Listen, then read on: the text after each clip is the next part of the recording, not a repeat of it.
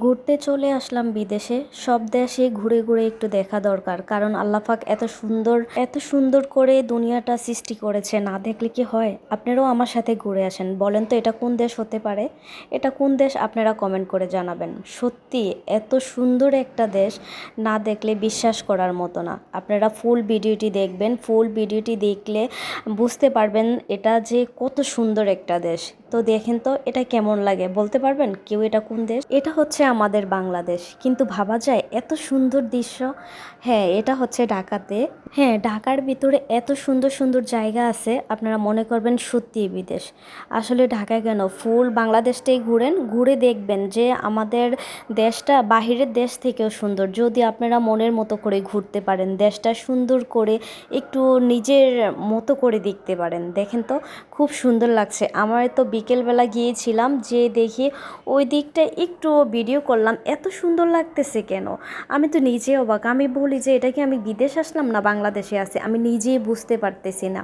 হ্যাঁ, এটা হচ্ছে আমাদের মালিবাগের। আমাদের বাসা থেকে বেশি সময় লাগে না, আমরা হেঁটে এসেছি। এত সুন্দর জায়গা, খুব ভালো লাগছে। আপনারাও আসতে পারেন। যদি এখানে আসতে চান তাহলে আমার ভিডিওটি দেখে আপনারা কমেন্ট করে যাবেন, আমি আপনাদের কমেন্ট পড়ে আপনাদেরকে ঠিকানা দিয়ে দিব। এটা হচ্ছে মালিবাগে, সেটাই হচ্ছে কথা। তো যাই হোক, চলে আসলাম এখানে ঘোরার জন্য প্লাস খাওয়ার জন্য। আসলে আমরা যারা ঢাকাতে থাকি তাদের তো বুঝিনি, সারাদিন বাসা বলতে বাসা, এখানে কোনো জায়গা নাই যে হাঁটার জন্য ঘোরার জন্য। তো যাই হোক, মাঝে মাঝে এরকম একটু যদি না ঘুরি না খাই তাহলে কি ভালো লাগে বলেন তো। তো এখানে চলে আসলাম, মনে করছিলাম যে বাই ওয়ান গেট ওয়ান আছে। আসলে এসে দেখি যে না, বাই ওয়ান গেট ওয়ান নাই। আমি তো বাই ওয়ান গেট ওয়ানের পাগল। যেখানে দেখা যায় যে কম দাম থাকে ওই জায়গায় আমি খেতে যাই, ওই জায়গার জিনিসপত্রে আমি কিনতে চাই, আমার ভালো লাগে। আসলে প্রতিটা মেয়ে কি এরকম? প্রতিটা মেয়ে এরকম না। অনেক মেয়েরা আছে যে অনেক টাকা খরচ করে, আর আমরা যারা মধ্যবিত্ত আছি তারা আমরাও অত বেশি একটা খরচ করতে চাই না, চাই যেখানে একটু কম দামে হয়, 5 টাকা একটু যাতে আয় হয় সেই দিকটা আমরা খেয়াল করি, তাই না? এই জন্য আবার কেউ মনে করবেন না যে আমরা কিপটা, আসলেই আমরা কিপটা না, হয়তো বা একটু টাকা বাঁচানোর জন্য একটু করাই যায়, এটা কোনো ব্যাপার না।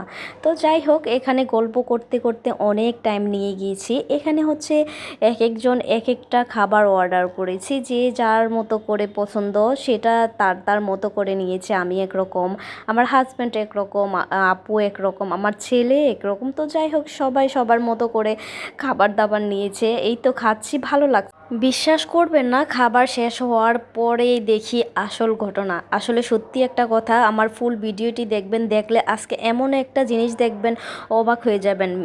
বাহিরের মেয়েরা কি, আমাদের বাংলাদেশের মেয়েরাই যে এভাবে বিড়ি সিগারেট খাচ্ছে, এটা যদি আপনারা আমার ভিডিওটা না দেখেন অবশ্যই একটু বুঝতে পারবেন না। দেখেন, আর এখানে হচ্ছে বৃষ্টি তো হচ্ছে, এত সুন্দর লাগছে তখন দৃশ্যটা। হয়তো বা আমার ক্যামেরাতে এতটা সুন্দর মনে হয় না আমার আসছে। তো যাই হোক, এত সুন্দর লাগছে যখন ভিডিও করলাম, খুব ভালো লাগছে। ঘুরতে ঘুরতে ঘুরে এসে আমার ভোরকা সব ভিজে গেছে এই পাশটাতে, এই আর কি। তো যাই হোক, এই যে আপনারা দেখবেন এখানে হচ্ছে যে ফুল একটু রেস্টুরেন্টে ছবিটা উঠিয়ে নিয়েছি। কিছুক্ষণ পরেই আপনারা দেখতে পারবেন আমাদের বাংলাদেশের মেয়েরা কিভাবে যে স্মোকি করে, আল্লাহ, আপনারা যদি না দেখেন বুঝতেই পারবেন না। আমি তো হঠাৎ করে দেখে খুব অবাক হয়ে গেলাম, মানুষ এগুলি কী ধরনের হতে পারে। আল্লাহ, তুমি সবাইকে হেদায়েত দান করো। বিশ্বাস করবেন না, আমার দেখেই এত খারাপ লাগছে।